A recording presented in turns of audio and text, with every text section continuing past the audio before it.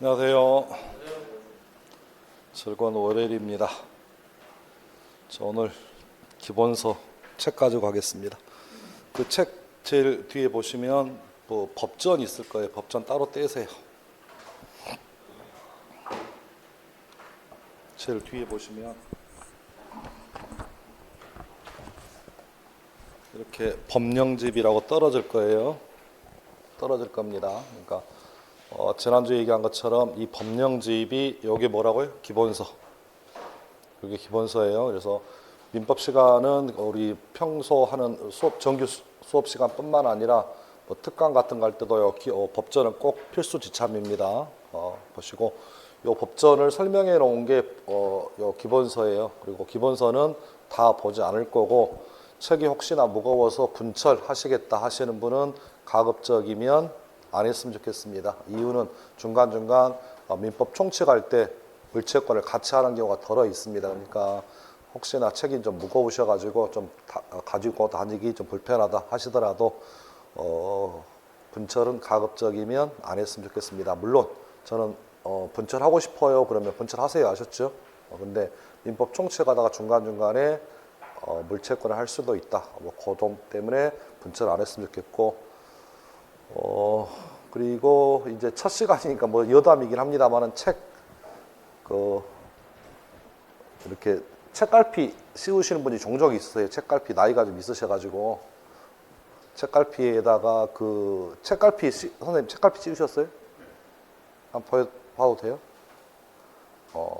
공부하는 게 창피해서 책갈피를 씌우신 거예요? 아니면 책을 보호하기 위해 씌우신 거예요? 아닌 것 같은데. 그래서 책갈피 씌우신 것은 알아서 하시겠지만 어쨌든 간에 좀 자긍심을 가지시고 공부하셨으면 좋겠습니다. 자, 민법 시작합니다.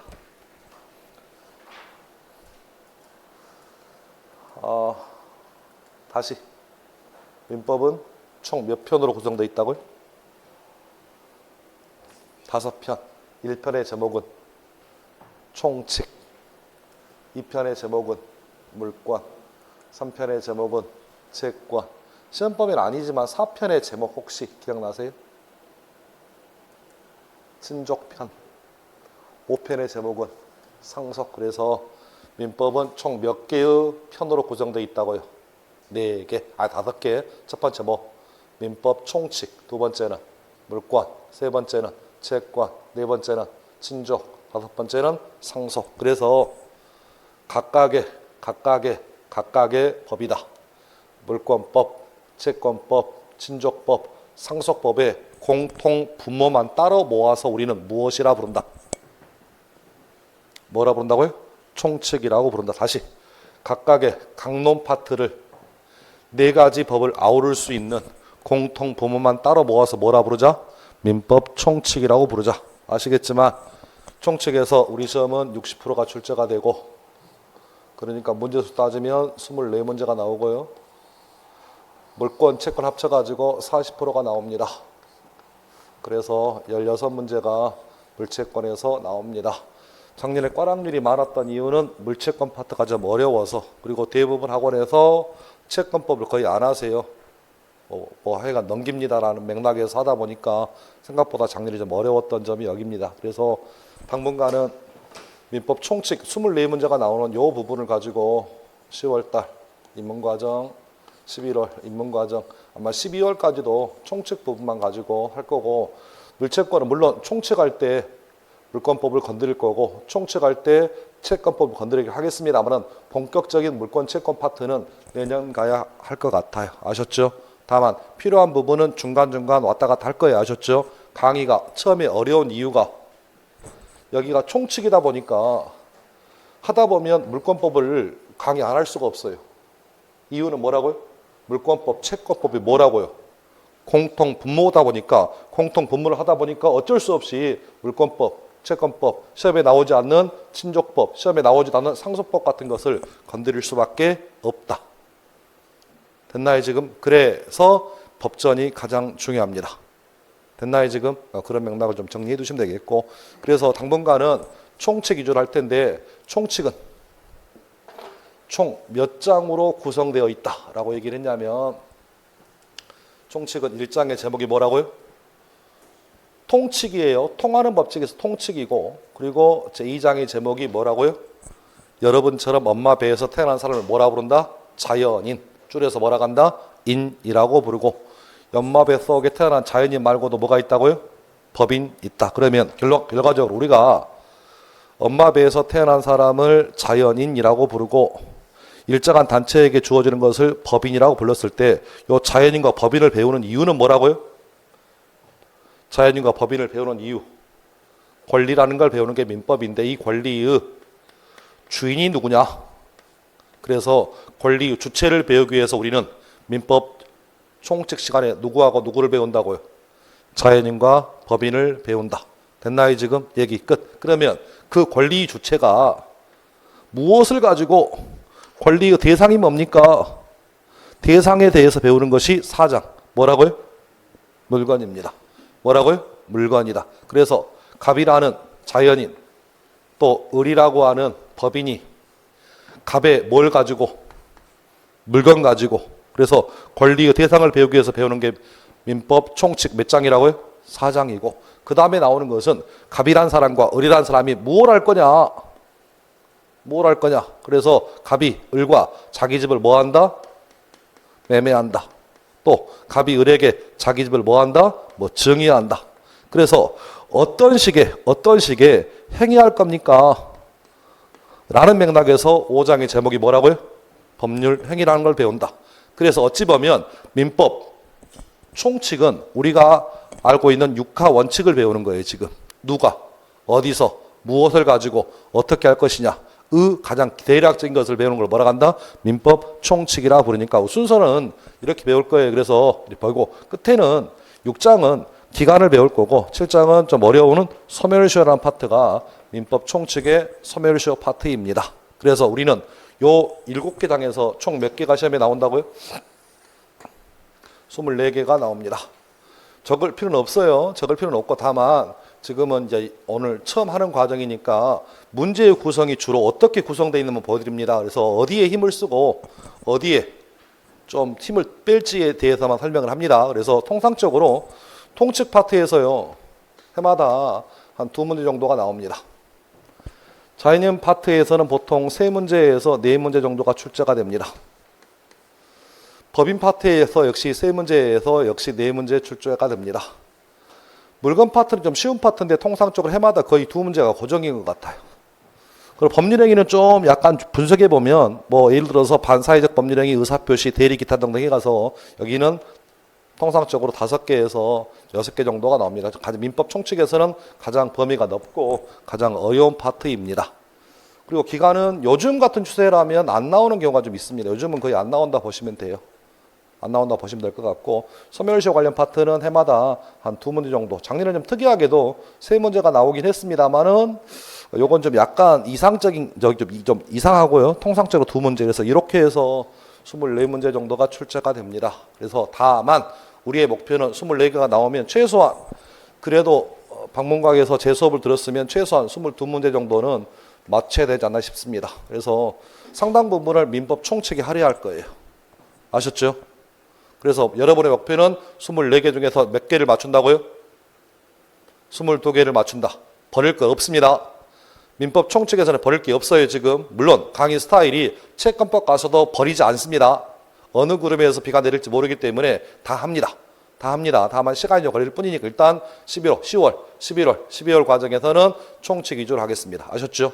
중간중간에 물권법, 채권법을 하긴 하겠습니다만 일단 주 기본 과정에서 하는 파트는 어디라고요? 민법 총칙입니다. 보시면 될 것 같고 물권법은 물권은 총 몇 개 있다고요? 총 8개 있잖아. 물권은 총 몇 개 있다고요? 8개. 대충 점유권, 소유권, 지상권, 지역권, 전세권, 유치권, 질권, 저당권. 그래서 물권법은 총 몇 장으로? 9장. 이유는 또 뭐가 들어온다고요? 총칙이 들어온다. 그래서 점유권, 소유권, 지상권, 지역권, 전세권, 유치권, 질권, 저당권의 8가지 물권의 공통 부문만 따로 모아서 뭐라 부르자? 총칙이라 부르자. 그래서 물권법 파트는 통상적으로 그동안 과거의 경험 8문제가 나옵니다. 8문제가 나오는데 총칙 파트에서 한 2문제 정도가 거의 고정된 것 같고요. 점유권도 고정 1문제고 소유권 파트는 1문제 또는 2문제 정도가 나오는 것 같고 지상권도 거의 매년 고정이에요. 전세권도 매년 고정입니다. 유치권도 매년 고정입니다. 저당권도 매년 고정이라고 보시면 돼요. 그래서 이 지역권하고 질권 파트는 생각보다 잘 나오지 않습니다. 특히 지역권은 16회 이후로 나오지 않았어요. 그러니까 강의는 안 할 수는 없습니다. 강의는 안 하는데 지역권 파트나 질권 파트가 좀 어려우신 분들은 그냥 패스하셔도 돼요.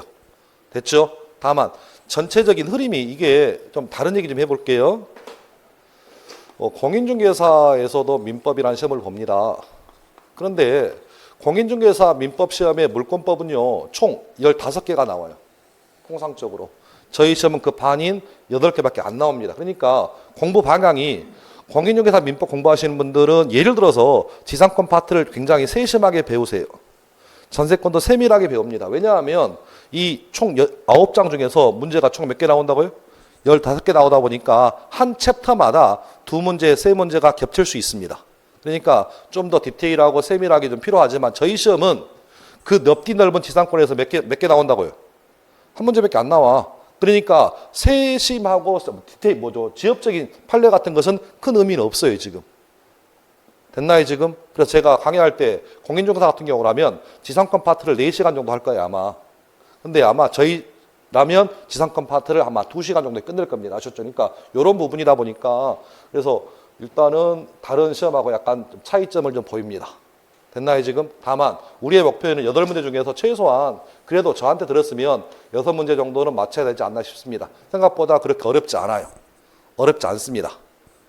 됐죠? 그래서 목표는 항상 8개 중에서 6개는 맞춰야 한다. 버릴 건 하나도 없습니다. 버릴 거 하나도 없어요. 그래서 그렇게 좀 양해를 좀 해드리고 채권법은요 역시 8개가 나온다 가정을 하면 다시 질문. 채권의 종류 몇 개 있다고요? 물권의 종류가 총 몇 개 있다고요? 8개. 채권의 종류 몇 개 있다고? 입문과정 할 때 그렇게 연습시켰습니다. 채권의 종류 총 몇 개 있다? 4개 나온다. 4개. 4개 나온다. 물권의 종류 몇 개 있다고? 8개. 점유권부터 저당권까지. 그럼 채권의 종류 몇 개 나온다고? 4개. 하나 뭐? 계약하면 채권 발생. 두 번째는 사무관리 채권. 세 번째는 부당이득 채권. 5장은 불법행위 채권. 그래서 채권의 종류가 총 몇 개 있다고요? 4개 나온다고. 4개 나온다고. 계약하면 뭐가 발생하고? 채권 발생. 사무관리도 뭐고? 채권이고. 부당이득도 뭐고? 채권이고. 불법행위도 뭐라고요? 채권이다. 요 4가지 채권의 공통 분모만 따로 뭐라고 나온다고요? 총칙이라고 부른다. 됐나요 지금? 그래서 채권법에서 8문제가 나온다 가정을 하면 총칙에서 통상적으로 2문제 정도가 출제가 됩니다. 그리고 부당이득은 1문제가 요즘 추세라면 출제가 되고요. 불법행위도 40분에서 1문제가 출제가 됩니다. 나머지 4문제는 계약 파트에서 출제가 된다고 보시면 돼요. 사무관리는 출제 제외입니다. 근데 여기서 문제가 좀 발생합니다. 민법 총칙을 범위수로 따지면 1로 가정을 해볼게요. 1로. 물권법은 민법 총칙의 3배 정도가 돼요. 그러니까 민법 총칙을 범위 분량으로 따지면 1페이지라고 가정을 하면 물권법은 민법 총칙의 몇 배라고요? 3배입니다. 그런데 채권법은 민법 총칙이 8배예요. 8배입니다. 그 중에 채권법 총론 파트가 총칙에 비해서는 6배입니다. 6배입니다. 그런데 문항수는 몇 문제 나온다고요? 2문제밖에 안 나와. 그리고 이건 제가 혹시 겸손이라는 얘기 단어 들어보셨어요? 겸손? 못 들어보셨구나. 겸손하게 얘기하면 저 총칙 강의를 할 정도의 강사는 아닙니다. 채권법 총론을 강의할 정도의 실력이 있는 강사는 아니에요. 아니 겸손의 표현이라고. 그러면 다른 학원 강사들은 강의를 여기는 못해.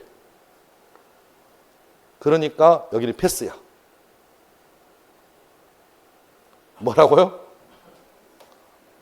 패스라고. 우리 들어보셨죠?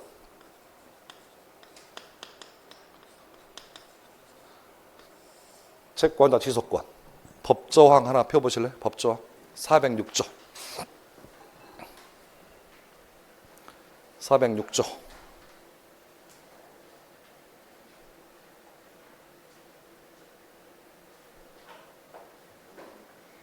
찾으셨어요? 406조. 제목. 채권자 지속권. 407조. 제목이 뭐예요? 행사기간. 채권자 지속권이요. 406조하고 407조밖에 없어요. 법조항 몇 개라고요? 전부 2개입니다. 2개밖에 안 돼요. 근데 판례가 1000만 개는 나와요. 책 한 권입니다. 뭐라고요? 책 한 권이에요, 실은. 그만큼 실무에서 채권자 지속권에 관한 판례가 무수히 많습니다.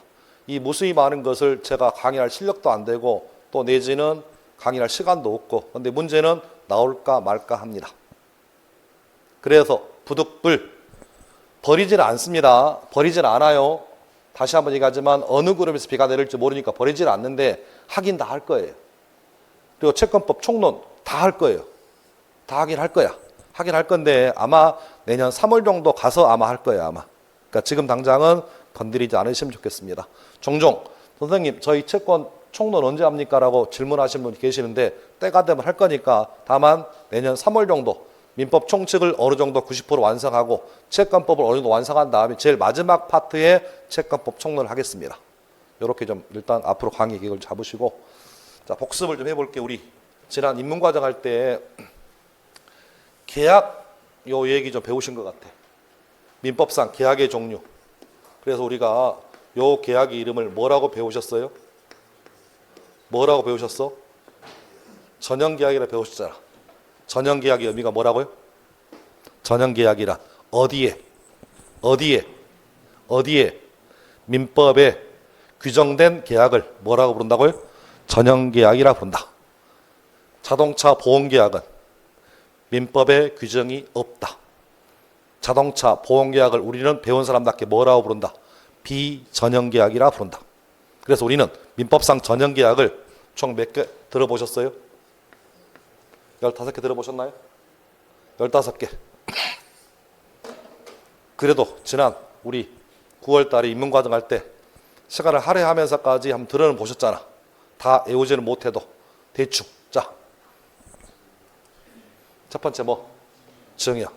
두 번째 매매, 교환, 소비대차 계약, 사용대차 계약, 임대차 계약, 고용계약, 도급계약, 여행계약, 현상광고도 계약이고, 위임도 계약이고, 임치도 계약이고, 조합도 계약이고, 종신정기금도 계약이고, 화해도 계약이다. 그래서 요 2절 증여부터 화해까지가 민법상 무슨 계약이다? 전형계약이다. 기출문제 풀어보셨어요? 그래서 17회 기출이고 23회 기출이다. 여러분이 보실 시험이 27회니까 혹시나 나올 수 있으니까 최소한 머릿속에 담아둡니다. 그래서 전형계약의 의미가 뭐라고요?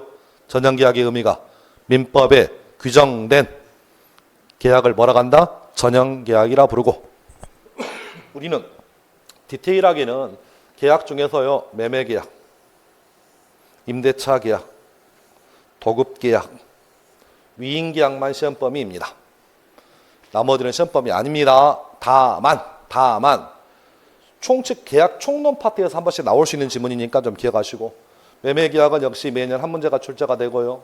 저희 시험은 일종의 아파트 관리 사무소다 보니까 일종의 무슨 계약이고, 위임계약이 일종의 무슨 계약이라고요? 도급계약이다 보니까 둘 중에 하나는 무조건 나옵니다. 다만 임대차는 나올 때 있고 안 나올 때 있습니다. 저희 관리사무소하고 임대차는 별 영향이 없다 보니까, 그래서 통상적으로 요 계약 파트에서는 통상적으로 2문제에서 3문제 정도가 출제가 됩니다. 가장 어려운 파트가 총론 파트예요. 채권법의 계약 파트, 총론 파트에서는 역시 해마다 두 문제가 출제가 되고 이미 우리는 두 문제 중에 한 문제 해제라는 얘기를 들어보셨죠? 우리 인문과정 할 때 해제. 어떤 이유를 이어서 계약을 뭐 하든가 해제하든가 어떤 이유를 채무 불이행을 이유로 계약을 뭐 한다? 해제한다. 그 파트는 이미 대충 언급했으니까 해서 해제 관련해서는 무조건 한 문제가 출제가 되는 게 저희 시험 관행입니다. 그래서 이렇게 1교시 때 어디를 좀 주안점을 두고 어떻게 할 것이며 기타 등등 요 부분을 요 설명하는 이유는 앞으로 이제 오늘 기본과정 첫 시간이다 보니까 아마 기본과정 할 때는 어디를 위주로 총론 파트를 위주로 강의를 할 거고 다만 총론이다 보니까 물권법, 채권법을 안 건드릴 수가 없습니다. 그러니까 첫 수업 들으신 분들의 특징 중에 하나가 뭐냐면 뭔 강의를 여기 하다가 이리 가고 여기 하다가 이리 가고 여기 하다가 이리 가니까 머리가 아파 죽겠대. 근데 이것은 여러분이 극복하셔야 돼. 처음에 요 파트를 다 하고 나서 여기 가서 다시 얘기할 수는 없습니다. 그러면 이건 처음에는 좀 쉬워 보이도 나중에는 갈수록 범위가 늘어나. 제 말 이해하셨나요 지금? 그래서 강의 스타일이 처음에는 이렇게 많은 것처럼 보여도 내년 3월 가면 요 정도만 강의할 거예요 지금. 그러니까 강의를 처음 접하시는 분들, 민법을 처음 접하시는 분들은 범위가 너무 넓다. 난 네가 도대체 두서없이 하는 얘기에 대해서 적응을 못하겠다 하시는데 아마 석 달 지나면 강의에 적응하실 거예요 지금. 그러니까 그때까지는 참고 인내심을 갖고 정리해 두시면 좋겠습니다. 그래서 여기까지가 이제 앞으로 강의를 이렇게 하겠습니다라는 제 포부입니다. 그래서 아마 2024년은 주로 총칙 위주로 할 거고 그리고 해를 넘기면 물권법, 채권법 위주로 하겠습니다. 그리고 요 제일 어려운 채권법 총론 부분은 차후에 3월달 가면 법 조항으로만 정리할게요. 아셨죠? 범위가 민법 총칙 8배입니다. 8배다 보니까 예를 들어서 작년에 제가 강의를 동영상이 남아있을 것 같은데 총론 파트에서요.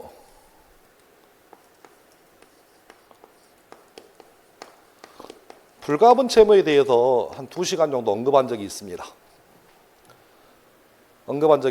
근데 이게 작년 저희 시험에 34번 지문이에요, 지금. 저는 개인적으로 방문각에서 수업을 들었던 여러분이라면 불가분 채무라는 단어를 들어봤을 걸로 보여지고 다른 학원은 절대 못 들어봤을 걸로 확신합니다. 다만 맞추는 거 쉽지 않아요. 제가 제안하는 강의의 내용은 답을 맞추는 강의가 아니라 이 단어는 들으는 보셔야지. 2만 명 중에 상당 부분이 이 단어 자체도 모르고 넘어가는 경우가 종종 있을 거예요, 지금. 생각 한번 해볼게요. 연습 생각하면 별 뜻도 없어. 자, 보세요.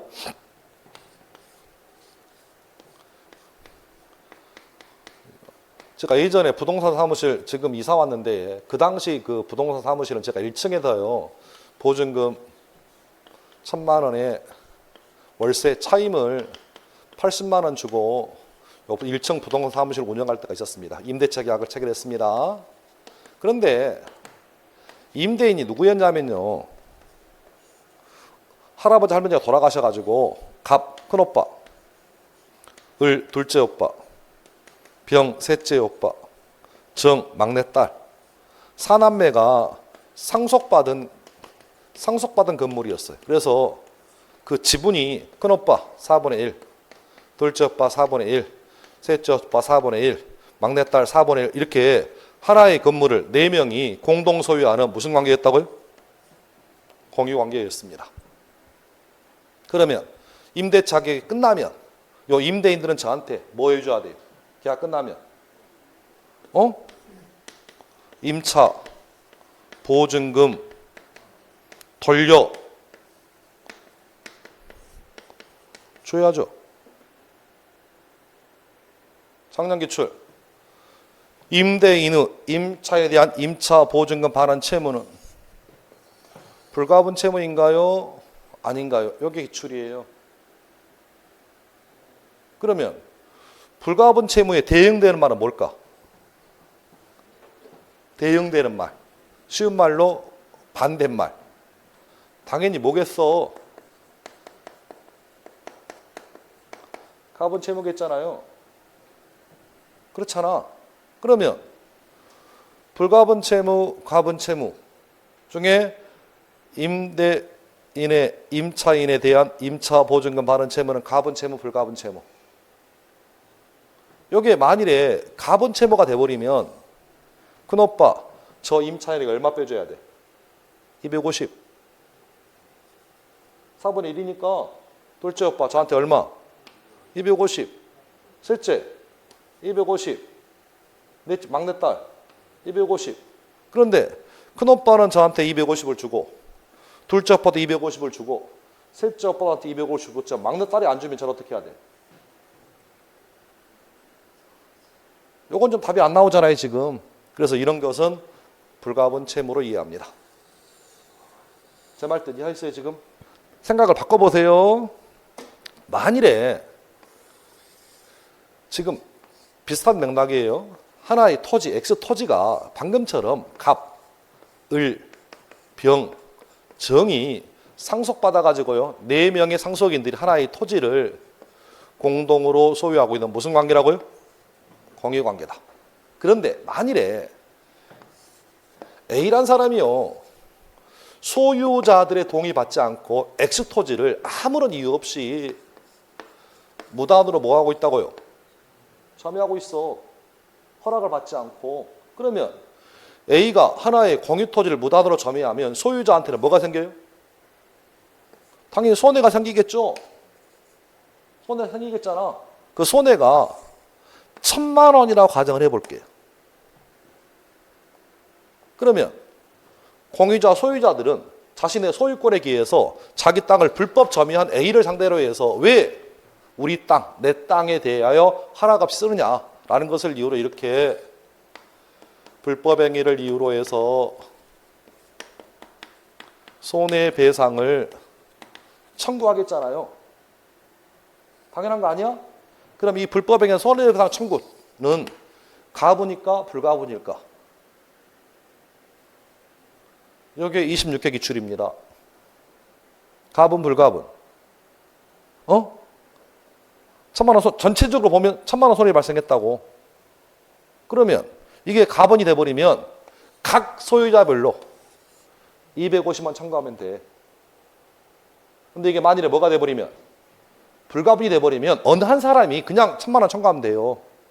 제 말 뜻 이해하셨어요 지금? 이런 맥락에서 이게 좀 어렵습니다 실은. 그러니까 의미 자체가 여러분 느낌은 가분으로 보여져 불가분으로 보여져 라는 맥락. 차후 얘기합니다만 이건 가분 채무입니다. 무슨 채무라고요? 가분입니다. 내 몫만 청구하면 돼. 다른 사람 몫은 청구할 필요가 없어.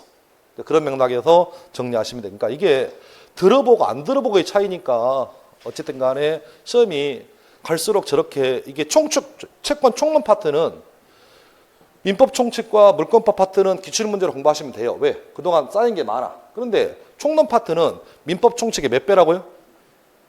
8배다 보니까 오히려 기출보다는 안 나온 걸 위주로 공부하셔야 돼. 범위가 넓은데 문제는 안 나온 게 아직도 많아요 지금. 아직도 많습니다. 아직도 많습니다. 그래서 우리 시험에 총론 파트에서 아직까지 안 나온 게 연대채무예요. 연대채무가 저희 시험에 나온 적이 없어요. 그래서 아마 이런 맥락의 의미로. 그래서 강의 스타일이 물권법하고 채권법은 아마 기출문제 위주로 그 범위 내에서만 여러분이 계속 읽어보시면 되는데, 그리고 계약 파트 도 역시 기출문제로 보시면 되는데, 총칙 파트하고 부당이득 파트하고 불법행위 파트는 범위가 넓음에도 불구하고 그동안 나왔던 게 적어요. 지금 나왔던 게 적으니까 나왔던 기출문제 제외하고 나머지만 배울 거 주로. 기출문제는 풀어드리긴 합니다만은 기출문제보다는 오히려 채권법 총론 파트하고 부당이득 파트, 그다음에 불법행위 파트는 안 나왔던 거 위주로 공부합니다. 그래서 앞으로 강의 스타일은 이렇게 하겠습니다. 자, 그래서 앞으로 1년간 강의하게 될 내용을 잠깐 설명을 좀 했고요. 자, 이제 책 펴보실래요? 자, 민법 1조 펴옵니다. 법전 표시도 되고 기본서 표시도 되고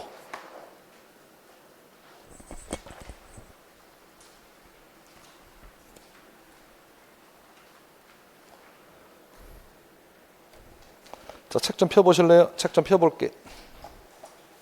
22페이지 넘어갑니다. 23페이지 넘어갑니다. 24페이지 넘어갑니다. 25페이지 옵니다. 25페이지. 우리 기본서 25페이지 봅니다. 중간 보세요. 민법에 뭐라고 돼 있어요? 법원이라고 나와 있나요? 민법이 뭐라고요? 법원이다. 그래서 각설하고 쭉 내려서 보니까 박스 2번 법원에 관한 무슨 주의라고요? 입법주의라고 나와 있죠. 그래서 양가로 1번이 뭐고? 성문법주의고. 페이지 넘어가서 보니까 양가로 2번이 뭐예요? 불문법 나와 있잖아요. 그럼 이 정도 성문법이 무엇이고 불문법이 무엇인지는 아마 중학교나 고등학교 다니실 때 들어보신 적 있을 것 같아. 그러면 성문법이 뭐고 불문법이 뭡니까? 아니, 책은 보실 필요 없잖아. 그냥 그동안 살아왔던 고등학교는 나오셨죠? 이런 발언이 저를 위험하게 만든다. 그래서 나는 고등학교 안 나오는 이런 말 좀 하지 마시고, 그럼 중학교, 아니, 최소한 학교로 아니, 초등학교는 다녔을 거잖아. 국민학교는 안 다닐 수도 있구나. 어쨌든 간에 학교 다니실 때 성문법이 뭐고 불문법이 뭐다. 성문법이라. 법이 뭘로 존재한다. 문자로 존재한다. 불문법은 법은 존재하는데 법이 존재하는 형식이 문자가 아니다. 이걸 뭐라고 한다고요? 불문법이라고 부릅니다. 간혹 이제 최근에 들어보니까 저희 그 시골에서 시제를 지낸다고 11월 첫째 주 토요일 날 부모님이 엊그제 만났더니 그러시더라고요. 11월 첫째 주에 시제 보시러 고향 가야 되는데 너 갈 거냐라고 물어보길래 고민을 좀 해봤어요. 평소 같으면 갈 텐데 작년에 가가지고 당수가 할아버지가 뭐라 하시더라고요. 제가 좀 그 시제를 모시는데 약간 제가 봤을 때 약간 불합리해. 그래서 당수 할아버지한테 할아버지 아니 왜 요 사건은 이렇게 처리합니까? 이건 부당한 것 같은데 근데 우리 당수 할아버지께서 네가 어려서 모르는 것 같은데 그렇게 해왔대요.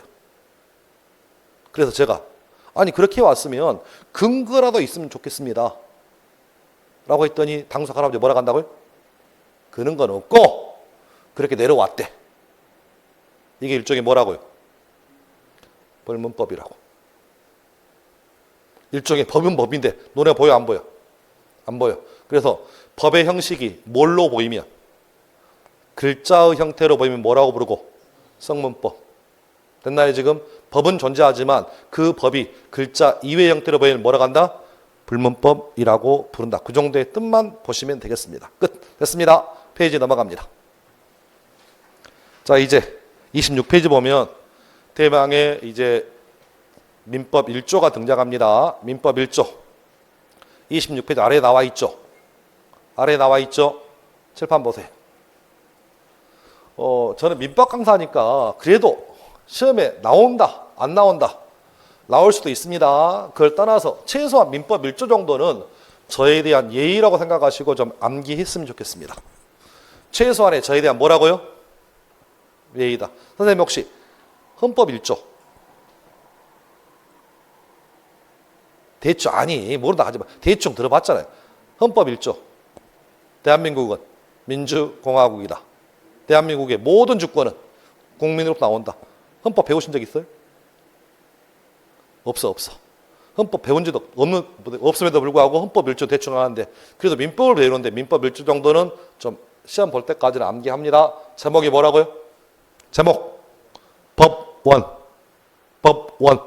그 다음 시작. 민사에 관하여 법률의 규정이 없으면 뭐에 의하고 관습법에 의하고 관습법이 없으면 뭐에 의한다.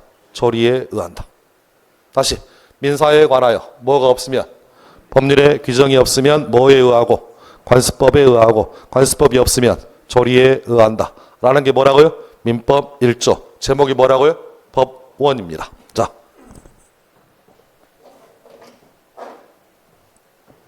1조 제목이 뭐라고요? 법원이에요. 법원의 의미가 뭘까? 법원의 의미가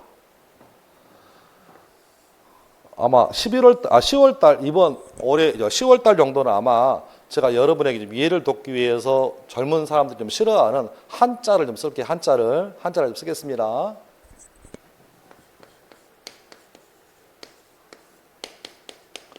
법원을 이렇게 쓸 수 있습니다. 한자로. 그럼 이 법원은 여러분이 아시는 법원이에요. 동부 지방법원, 고등법원, 서초에 있는 대법원. 법자고요. 이 원자가 마당할 때 원이에요. 그럼 이 법원은요, 법이 집행되는 뭐라고요? 뭐라고요? 장소입니다. 여러분 일반적으로 쓰는 법원의 의미는 이런 뜻이에요. 나 오늘 법원 간다. 그 맥락의 의미가 뭐라고요? 법이 집행되는 장소적 의미의 법원입니다. 그런데 이 법원 말고도요, 한자로 이렇게 쓰는 법원도 있대요. 이렇게 씁니다. 법원을. 그러면 이 법원은 법의 요 원자가 아시겠지만 근원할 때 원자입니다. 뭐라고요? 원자가 뭐라고요? 근원. 뿌리할 때 원이다. 그러면 이 법원을 직역을 하면 법의 근원이구나. 위에 써던 이 법원은 법이 집행되는 뭐를 의미하고 장소를 의미하고 아래 법원은 뭐라고요? 발음은 똑같이 아래 법원은 법의 근원이라고요. 법의 뭐라고요? 뿌리라고요. 그래서 법의 권원, 법의 뿌리는 뭐냐면 자, 방금 전에 배우셨어요.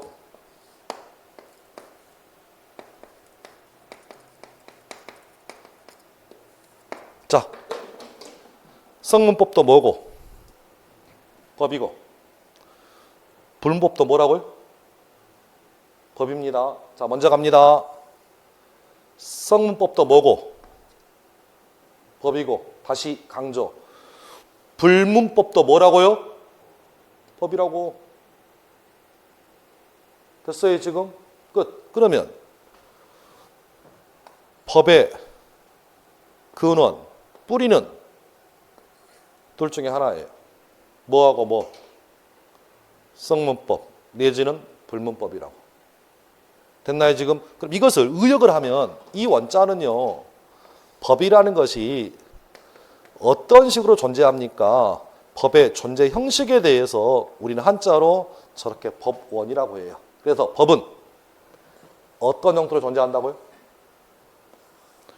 성문법 형태로 존재할 수도 있고 어떤 형태로? 불문법으로 존재할 수도 있다고요, 지금. 다시 강조. 불문법도 일종의 뭐라고요? 법이라고. 그러면 이게 너무 어려우니까 철 얘기를 가만히 들어보니까 이런 얘기예요. 두 사람 사이에 갑이란 사람과 을이란 사람 사이에 민사적으로 분쟁이 생겼습니다. 쉬운 말로 표현하면 갑이 을을 상대로 해서 뭘 제기했다고요? 소송을 제기했다고. 그러면 민사적인 분쟁이 발생했을 때 서로가 제기되면 자, 법원, 다른 말로 판사, 다른 말로 이 법원은 뭐라고요? 장소적인 것에서 이 민사적인 분쟁을 뭐 해줘야 돼, 이제? 해결해줘야 하잖아, 지금. 해결해줘야 한다고. 그러면 해결의 근거가 첫 번째 뭐라고요? 첫 번째. 뭐에 따라서?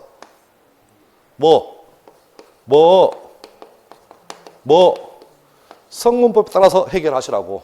법 몇 조에 나왔으니까 이 얘기는 원고 승소다. 됐나요, 지금? 그런데 찾아보니까 뭐가 없어?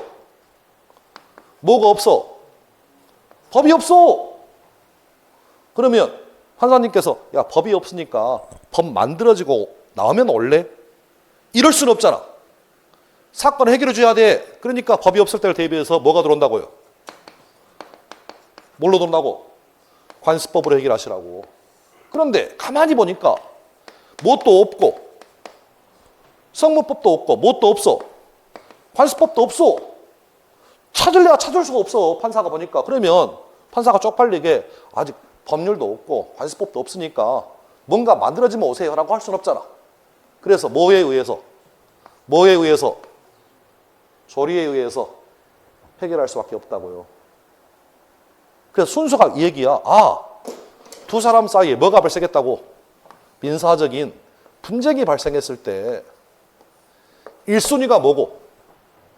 법 적용하고 2순위가 관습법 적용하고 이것마저 없으면 뭐 적용해라? 조리 적용해라. 질문을 바꿉니다. 법은 어떤 식으로 존재합니까?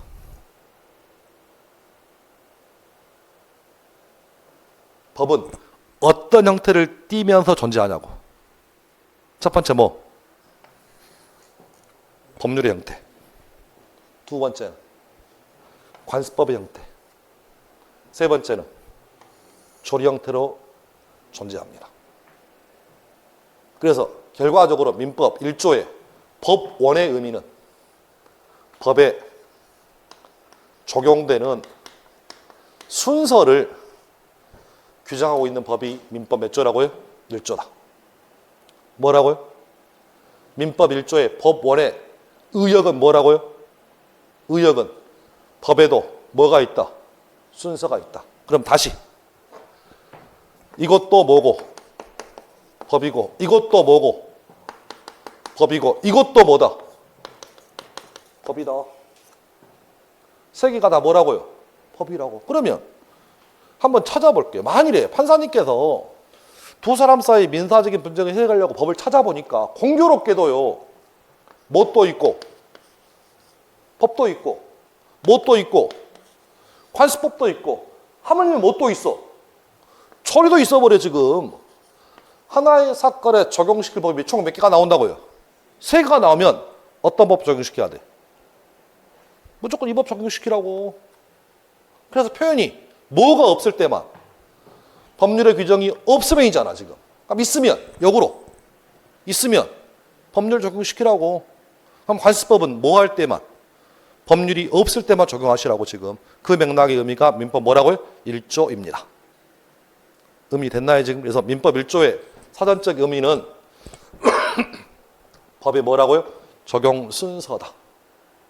선생님, 조리가 뭔데요? 조리가 뭘까요? 조리. 북두는 조리 이런 거 하지 말고. 조리. 조리. 우리 지난주에 들어본 것 같은데. 지난주에 대충 들어봤어. 빙고, 시내치기예요. 뭐라고요? 시내치기야. 왜 시내치기야?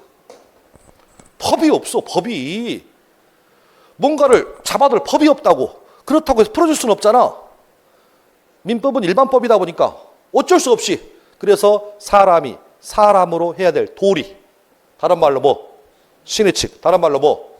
조리에 의해서 해결하셔야 합니다. 그래서 뭐가 나온다고요? 조리가 나온다고 지금. 가장 센 기초. 센 기초. 조리도 민법의 법원이다 아니다? 이다. 그러니까 민법상 법원에는 종류 몇 개 있다? 3개 있다. 하나 뭐? 법률. 두 번째 관습법. 세 번째 조리. 됐나요 지금? 그러면 결과적으로 얘기하면 법률도 관습법도 조리도 재판의 근거가 될 수 있다 없다? 있다. 됐나요 지금? 얘기 끝. 됐습니다.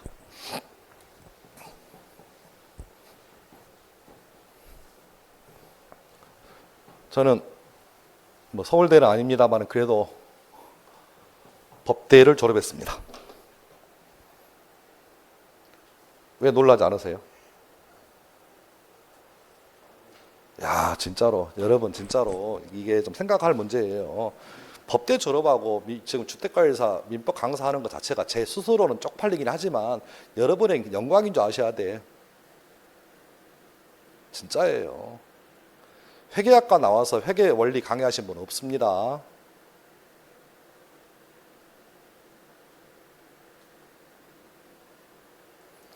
시설계열학과 나와서 시설 강의하신 분 없으세요?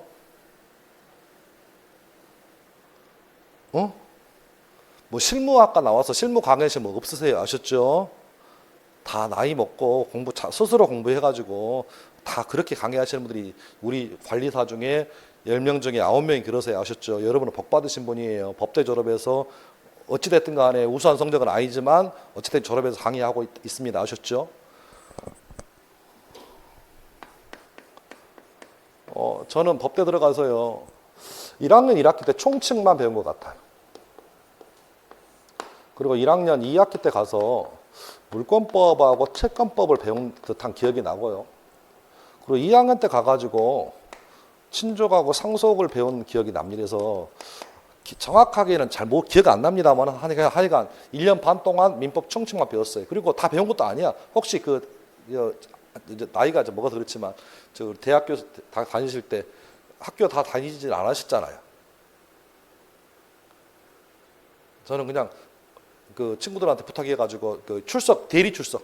사실 이제 이렇게 해가지고 실은 며칠 안 갔어요. 며칠 안 가고 졸업을 하긴 했는데 어쨌든 간에 그리고 시험만 보러 갔지 뭐 수업을 열심히 듣지도 않고 또 교수님들이 지금도 기억납니다. 상법 교수님이 기억나는데 수업 시간에 솔 담배 피면서 야 너희들은 인생을 이렇게 살아야 한다 하면서 이렇게 그 50분 동안 이바구만 까고 뭐 가르친 적도 없어. 근데 그분이 상법 교수의 1인자랍니다. 그래서 그 교수님 보면서 야 진짜 교수님들 진짜 땡보적이구나. 수업 시간에 강의를 안 하고 솔 담배 피면서 진짜라니까 솔 담배 피면서 막 인생을 얘기하면서 공부를 그렇게 하는 뭐 그렇게 하여간 그런 기억은 나요. 그리고 뭐 하여간 어쨌든 간에 뭐 상법이라는 법도 배웠고요. 물론 1학기 때도 헌법이라는 법도 배웠죠. 이렇게 어쨌든 간에 법을 좀 배우고 나와서 이제 몇 년 지나서 강의를 하다 보니까 주택임대차 보호법이라는 법을 하더라고요. 저는 이거 법대에서 배운 적이 없어 이걸. 이런 법을 배운 적이 없어. 제 식대로 표현하면 이거 자법입니다. 우리 법대생들은 한 4가지 법만 법으로 칩니다.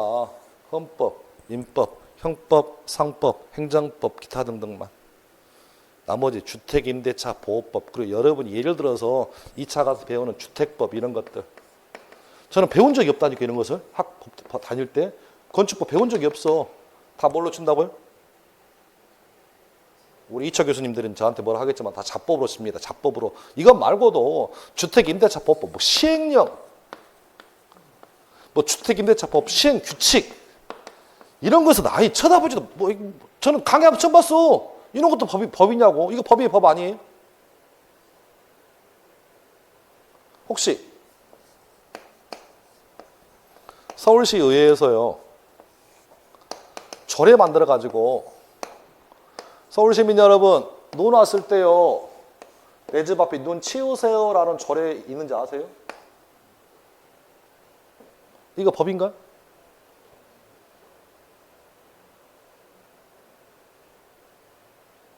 이게 법이냐고.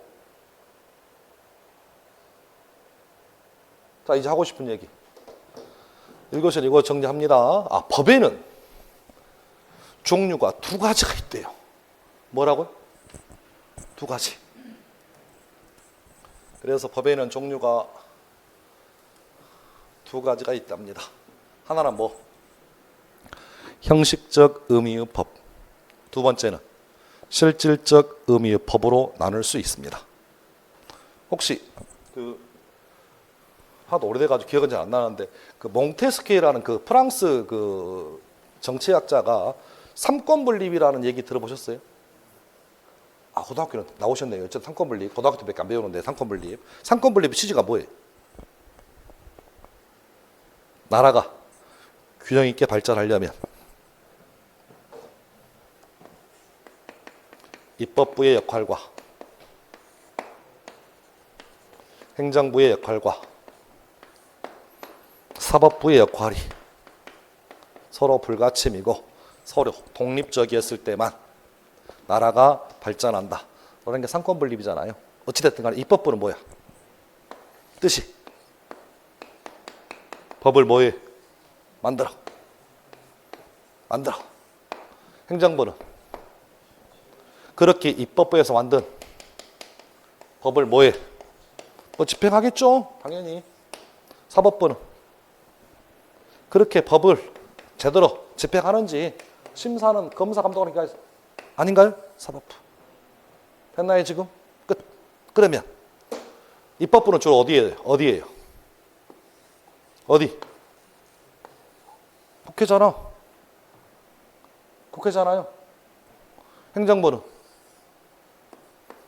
대표적인 행정부 수반이 대통령 아닌가요? 사법부는 누가 수장이에요?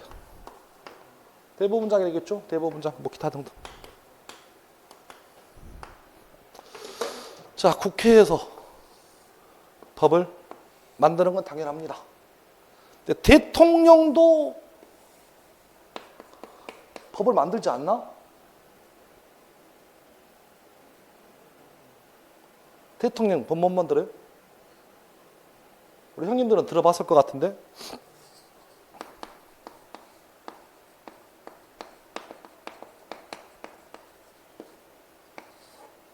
부동산 실명법, 요거 대통령 긴급 제정명령입니다. 오늘 이 시간부로 2024년 10월 7일 오전 9시부로 실명법 제정합니다. 라고 명령 발표합니다. 요거 대통령 뭐라고요? 뭐라고? 명령이에요. 명령입니다. 대법원장이요. 우리 법원에 혹시 등기 띄워본 적 있어요? 등기? 열람용은 얼마 들어간지 아세요? 열람용 700원. 발급용은 1,000원. 이거 누가 정했을까? 대법원장이죠. 대법원장이 정했어. 대법원 규칙입니다. 그러면 대법원장이 법원에 소송을 제기하려면 이런 식의 절차를 해야 합니다. 그리고 소를 접수할 때는 피고에게 편지를 보내야 하기 때문에 등기 우편 수수료는 납부하셔야 합니다라고 다 정해놨어요. 지금 그게 대법원장 규칙이에요. 자, 질문. 국회에서 만든 거 법인가 법 아닌가? 그건 당연히 법이겠죠. 법이겠지. 대통령이 명령 내렸습니다. 이거 법인가 법 아닌가?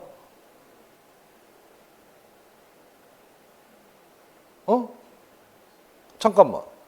대통령은 입법부예요? 행정부예요? 사법부예요? 여기 대통령은 입법부가 아니야. 제 말 뜻 이해했어요 지금?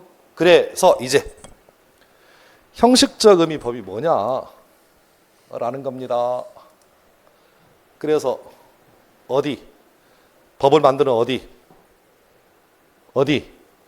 입법기관이 어디에서 국회가 만든 고유한 의미의 법을 우리는 앞으로 뭐라 부른다고요? 형식적 의미의 법이라고 부릅니다. 그럼 실질은 뭐냐? 실질은 그런 거 필요 없어. 여기서 만들었던 가리지 않겠다.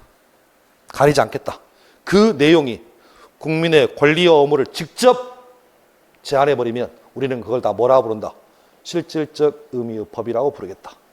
됐나요 지금? 그래서 실질은 뭐냐 하면 입법기관이든 행정기관이든 사법기관이든 상관없다. 국민의 권리나 의무에 대해서 직접 규정하고 있으면 이걸 뭐라고 한다? 실질적 의미의 법이라고 부르겠다. 제 말 뜻 이해하셨나요 지금? 법의 의미가 몇 개 있다고요? 2개. 하나 뭐? 형식만 보고 따지자. 형식만. 전통적으로 법을 만드는 기관이 어디라고요? 국회다. 국회에서 만든 고유한 의미의 법을 우리는 뭐라고 한다?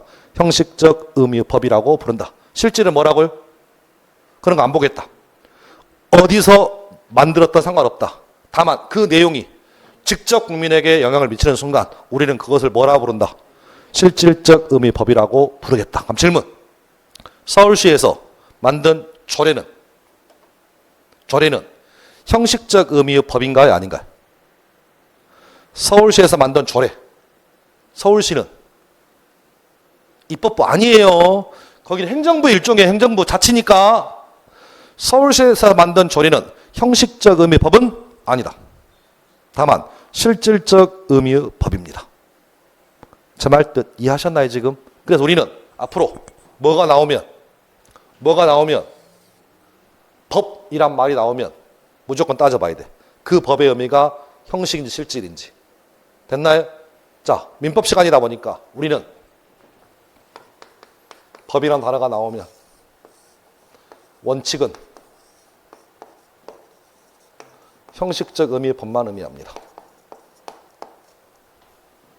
실질적 의미 법은 법으로 포함되지 않습니다.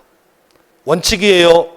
그런데 법의 의미가 경우에 따라서는 예외적으로는 형식적 의미의 법뿐만 아니라 실질적 의미의 법도 포함되는 경우가 있습니다. 요 예외가 딱 하나 있어요. 민법에. 그 딱 하나 있는 걸 오늘 배웁니다. 지금. 자,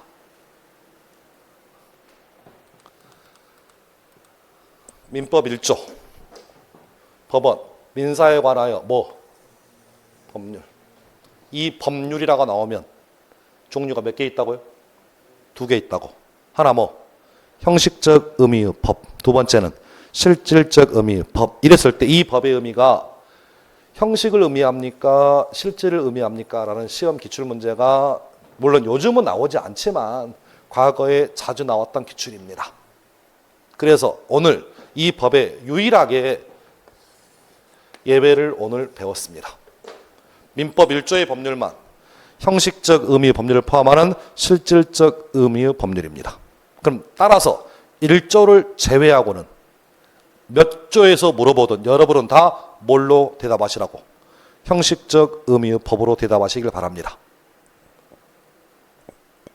의미 됐나요 지금? 자, 이제 연습해 볼게요.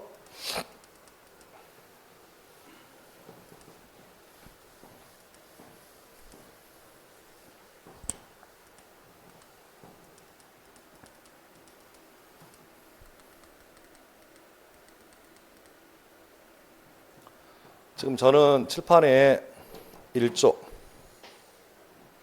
칠판에 34조, 칠판에 185조 샘플링만 몇 개 집어넣었습니다. 이거 말고도 우리 민법에 이렇게 어떤 단어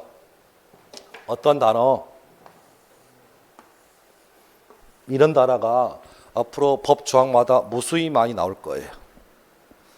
무수히 많이 나올 겁니다. 그럼 그랬을 때 물어보는 질문이 이거예요. 1조의 법률은 형식적 의미의 법을 의미합니까?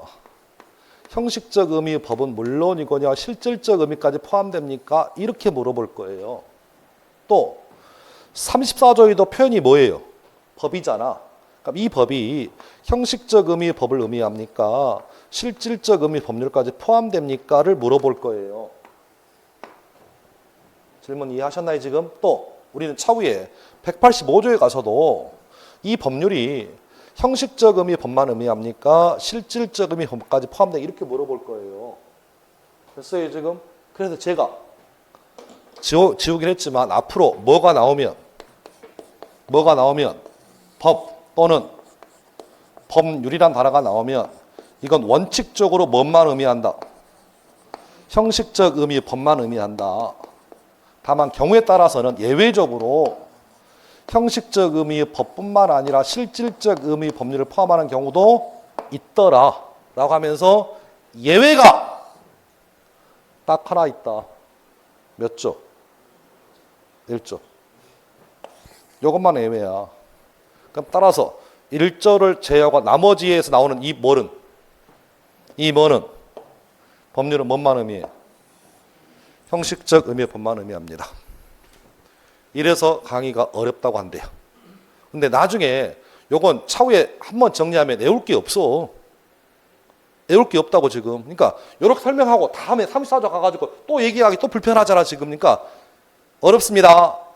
대신 한번 돌아가면 문제는 훨씬 쉬워져. 훨씬 쉬워져. 자, 연습 한번 해볼까요? 187조. 법조항 펴보세요. 187조.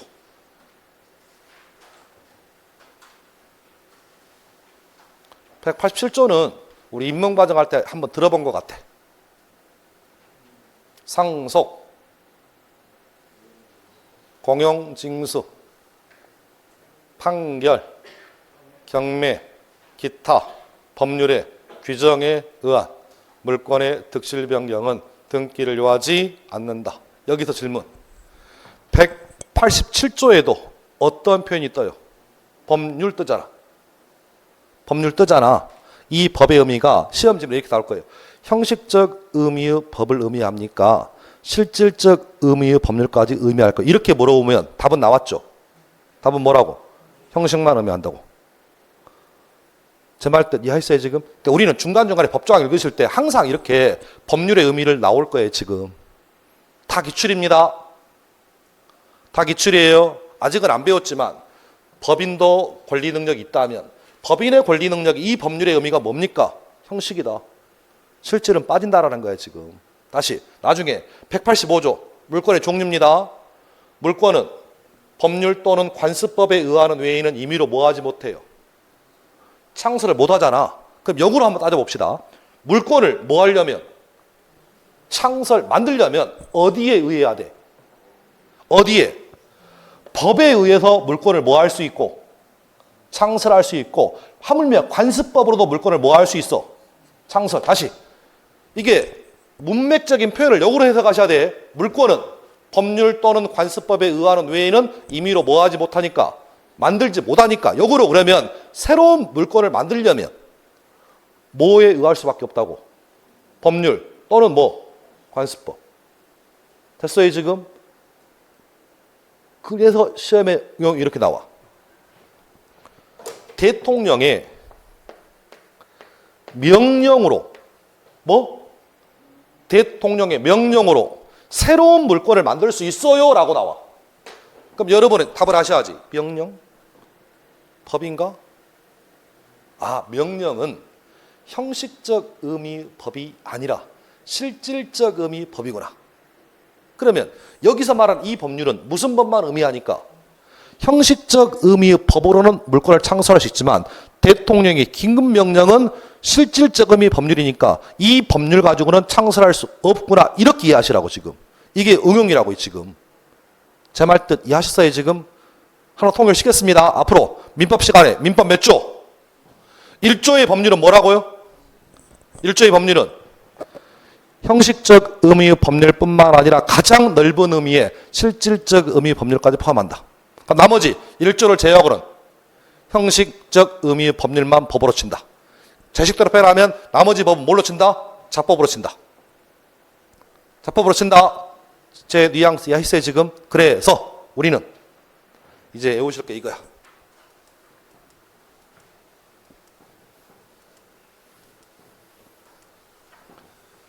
그래서 대통령의 방금 봤던 뭐 긴급 재정명령, 대법 그다음에 행정부 장관의 명령, 대법원의 뭐 규칙, 자치법규. 자치법규 뭐예요 이거? 자치법규는 뭐라? 조례. 국제조약, 국제법규, 헌법재판소의 결정 내용, 또 공법규정도 요것도 형식적 의미의 법은 아닐지라도 요건 뭐예요? 실질적 의미 법률이잖아 지금. 이런 것도 결과적으로 하면 민법의 법원이 될 수 있다 없다? 있다. 시험에 나오면 어차피 여기밖에 안 줘. 있습니까 없습니까? 이렇게만 줘. 작년 기출이 이거예요. 됐어요 지금? 그러면 지금 이렇게 파란색으로 보이는 것들은 엄밀하게 따지면 뭐는 아닌데 형식적 의미의 법은 아닌데 내용이 뭐라고요? 실질적 의미의 법이다. 따라서 이것들의 내용이 잘 보셔야 돼. 내용이 뭐에 관한 것이라면 민사에 관한 것이라면 민법의 법원이 될 수 있다 없다? 있다. 잘 들으셔. 이것들의 내용이 형사에 관한 것이라면 뭐에 관한 법원이야? 형법의 법원이고. 제 말 뜻 이해했어요 지금? 이것들의 내용이 행정법에 관한 것이라면 행정법의 법원이고 이것들의 내용이 상사에 관한 것이라면 뭐의 법원이야? 상법의 법원이라고요 지금. 제 말 뜻 이해했어요 지금? 그래서 이것들의 내용에 따져보니까 이것들의 내용이 뭐에 관한 것이라면 민사에 관한 것이라면 뭐에 관한 법원이 될 수 있다? 민법의 법원이 될 수 있다고요. 지금 여기까지 해서 여기까지 하고 좀 쉬었다가 올게요. 자, 1교시의 쟁점은 요겁니다. 민법 1조의 법률의 의미만 이해하시면 돼. 형식적 의미의 법률뿐만 아니라 뭐까지 포함한다. 실질적 의미의 법률까지 포함되고 파란색만 기억합니다. 파란색만. 그래서 교재는 보시면 27페이지. 나머지는 쳐다보지도 마. 27페이지 보면 동그라미 2번 법률의 범위 나와 있죠. 기본서 27페이지 보면 법률의 범위 동그라미 2번 기억, 대통령, 긴급명령, 니은, 명령, 디귿, 대법원, 규칙, 리을, 자치, 법규, 미음, 국제조약, 국제법규, 헌법재판소 결정 내용, 공법 규정도 그것이 뭐에 관한 것이라면 민사에 관한 것이라면 민법에 법원될 수 있다 없다? 있다. 요 한 줄 기억하시면 1교시 끝. 좀 쉬었다 오겠습니다.